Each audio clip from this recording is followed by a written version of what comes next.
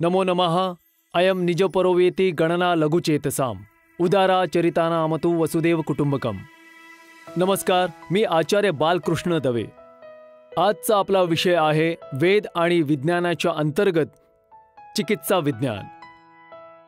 भारतीय परंपरेनुसार वेदांना संपूर्ण ज्ञान विज्ञानाचा मूळ स्तोत्र समजलं जातं। मनुस्मृती मध्ये मनु महाराज ही म्हणतात, यद्द भूतम भव्यम भविष्यच्यः सर्वं वेद प्रसिद्धीति। म्हणजेच जे काही ज्ञान विज्ञान या पृथ्वीवर झालं आहे, सुरू आहे आणि भविष्यात होणार ते सर्व वेदामधूनच प्राप्त होतं। वेद ज्ञानाचा भंडार आहे। वेद समस्त ज्ञानाचा स्रोत आहे। वेद विविध प्रकारचं ज्ञान विज्ञानाला उपदेशित करतात। वेदेषु दे विज्ञे वसते परा अपरा चेती। ह्या प्रकारे ऋषींनी वेदांचे दोन विषय सांगितले, पहिला अध्यात्म विज्ञान आणि दुसरा भौतिक विज्ञान। येथे आपण आपल्या जीवनातील भौतिक विज्ञानाची चर्चा करूयात। वेद मंत्रांमध्ये शरीराच्या रचनेचं ज्ञान होणं आणि विभिन्न आजार आणि त्यांना बरं करणाऱ्या औषधाचं ज्ञानही आपल्याला प्राप्त होतं। जर शक्य असेल तर व्यक्ती स्वतःच स्वतःची चिकित्सा करू शकतो, त्याचं रोग निदान स्वतःच करू शकतो। वेदामध्ये सृष्टीच्या आधीच चिकित्सा शास्त्रविषयक आवश्यक ज्ञानाचा उपदेश दिलेला आहे। आज ज्याला सायन्सच्या रूपाने ओळखलं जातं किंवा विभिन्न टेक्नॉलॉजीच्या माध्यमाने, विभिन्न उपकरणांच्या माध्यमाने आजारांचा उपचार केला जातो। ही समस्त चिकित्सा पद्धती सृष्टीच्या सुरुवातीला आपल्या वैदिक अथर्व वेदामध्ये बघायला मिळते। आज ब्रह्मांडात जे काहीही भौतिक ज्ञानाच्या रूपात आपल्याला बघायला मिळतंय ते सर्व वेदामधून घेतलेलं आहे। येथे आपण चिकित्सा विज्ञान आणि आश्चर्यजनक आजारांना दूर करणाऱ्या औषधांबाबत चर्चा करूयात। सर्वात पहिले रक्तप्रवाह चक्राचं वर्णन। वेदांमध्ये शरीरात प्रवाहित होणाऱ्या रक्ताच्या प्रवाह चक्राचं वर्णन केलंय।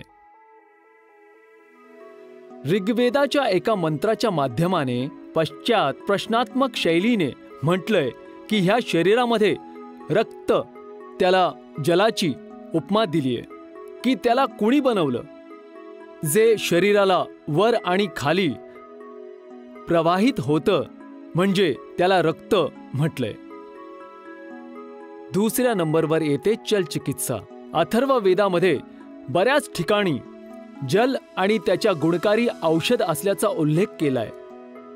अथर्व वेदामध्ये अशा 14 औषधांचं वर्णन केलंय, ज्यामध्ये जलाचा अमृताचा निवास आहे आणि जल आपल्या शरीराला पोषक तत्व आणि आपल्या शरीराला पोषण देतं असं सांगितलंय।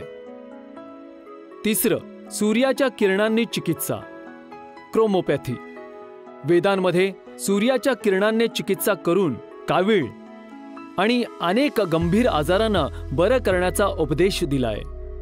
अथर्व वेदामध्ये म्हटलंय की सूर्यकिरणांच्या माध्यमाने हृदयरोग आणि त्याने होणाऱ्या अनेक रोगांचं आपण निदान करू शकतो। अथर्व वेदाच्या अनेक सूक्तांच्या माध्यमाने ह्या रोगांचं निदान आणि रोगांचं वर्णन केलं आहे।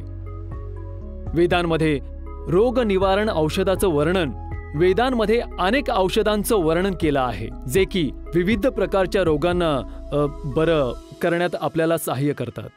जर आपल्याला एक उदाहरण बघायचं असेल तर अथर्व वेदाच्या 10व्या सूक्तामध्ये वरुण नावाच्या औषधाचं वर्णन दिसेल। हे औषध यक्ष्मा नामक रोग, म्हणजे की झोप न येणं, वाईट स्वप्न पडणं, असे अनेक जे रोग आहेत त्या रोगांच्या निवारणासाठी मंत्राचा प्रयोग केला आहे। अथर्व वेदाच्या दुसऱ्या सूक्तामध्ये पृश्निपर्णी नामक औषधाचं वर्णन आहे, जे रोग शरीरातील रक्त पिऊन दुर्बलता उत्पन्न करतात, शरीराचं सौंदर्य नष्ट करतात, अशा रोगांच्या उपचारासाठी ह्या औषधाचा उपयोग करतात। यजुर्वेदामध्ये आयुर्वेदाशी संबंधित अनेक औषधाचं वर्णन बघायला मिळते। विभिन्न औषधांची नावं मिळतात। शरीराचे विभिन्न अंग, वैद्धिक गुण, धर्म इत्यादी आपल्याला यजुर्वेदाच्या मंत्रांमध्ये प्राप्त होतं। यजुर्वेदामध्ये अशा 82 औषधांचा उल्लेख आपल्याला प्राप्त होतो. वेद, पुराण आणि धर्मशास्त्रानेच प्राप्त एक ग्रंथ जो प्रचलित आहे आयुर्वेदाचा. चरक संहितेचे रचयिता महर्षी चरक, महर्षी आत्रेय, महामेधा, अग्निवेश आणि अप्रसिद्ध राहिले. परंतु महर्षी चरकांचं नाव विशेष रूपाने प्रसिद्ध झालं म्हणून चरक संहिता प्रसिद्ध झाली. हे संहिताकार ऋषी एक उच्च कोटीचे वैज्ञानिक होते. महर्षी चरकांनी वनस्पतीजन्य अनेक औषधांचं वर्णन त्यांच्या ग्रंथामध्ये केलंय. आचार्य सुश्रुत्व प्राचीन काळामध्ये एक उच्च कोटीचे आयुर्वेदाचार्याच्या नावाने आणि शल्य चिकित्सकाच्या रूपाने महर्षी सुश्रुत यांना ओळखलं जातं. सुश्रुत महर्षी विश्वामित्रांचे पुत्र होते आणि यांनी धन्वंतरीने शल्यशास्त्र, जर आपण वर्तमान भाषेमध्ये बोललो तर सर्जरी, शल्यशास्त्राचं शिक्षण ग्रहण केलं होतं. आणि असा विश्वास आहे की पृथ्वीवर अनेक शल्यतंत्राचे जनक महर्षी सुश्रुतच होते. विज्ञानाच्या अशा अनेक बाबी आहेत ज्यांचा आपल्या वेदांमध्ये, आपल्या पुराणांमध्ये उल्लेख केलेला आहे. ह्यामध्येच एक आहे शल्यचिकित्सा. पुराणांनुसार जगातील सर्वात प्रथम शल्यचिकित्सेचं श्रेय हे आपल्या देवांनाच प्राप्त होतं. चला जाणून घेऊयात की ते कोणकोणते देव आहेत ज्यांनी सर्जरी केली होती आणि कोणी पहिली सर्जरी केली होती. पहिली सर्जरी सर्वात आधी भगवान विष्णूने केली होती हयग्रीव नामक दैत्याला मारण्यासाठी. ब्रह्माजीच्या एका प्रचलित कथेनुसार, दंतकथेनुसार, ह्या ग्रीन ब्रह्माकडून वेद घेऊन पळून गेला होता. त्याला वरदान प्राप्त होतं की फक्त त्याच्यासारखा शरीर असणारच त्याला मारू शकत होता. हयग्रीवचा असा अर्थ आहे की ज्याचं डोकं अश्वाचं असेल आणि त्याचं शरीर असेल ते मनुष्याचं असेल. तर भगवान विष्णूने देवी मार्फत शल्यचिकित्सा करून हयग्रीवाचं डोकं स्वतःच्या शरीरावर लावून त्या दैत्याला मारलं होतं. तर सर्वात पहिली सर्जरी जी आहे ती आहे हयग्रीव नामक भगवान विष्णूंच्या नावाने ओळखली जाते. जर दुसरी सर्जरी उदाहरणार्थ बघायची असेल तर कथा प्रचलित आहे. भगवान शिवने त्यांच्या सासऱ्याची सर्जरी केली होती. जेव्हा सतीने अपमान झाल्यामुळे तिच्या वडिलांच्या यज्ञामध्ये स्वतःच्या देहाचा त्याग केला तेव्हा भगवान शिव क्रोधित झाले. वीरभद्रने दक्ष प्रजापतीच्या यज्ञाचा विध्वंस केला आणि वीरभद्रने दक्षाचा शिरछेद केला.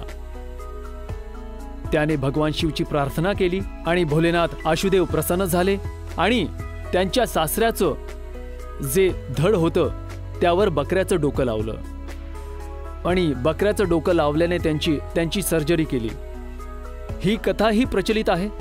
आणि त्याच प्रकारे त्या दिवसापासून जेव्हाही कोणी भक्त शिवाचं दर्शन घेण्यासाठी जातो तेव्हा स्वतःच्या गालाला वाजवून जेव्हा तो शिवाला बम बम अशा प्रकारे जेव्हा तो या शब्दाचं उच्चारण करतो तेव्हा भगवान शिवाला ते खूप आवडतं. त्यांना त्यांच्या सासऱ्याची आठवण येते. तर अशा बऱ्याच कथा आहेत, बरेच उदाहरण आहेत.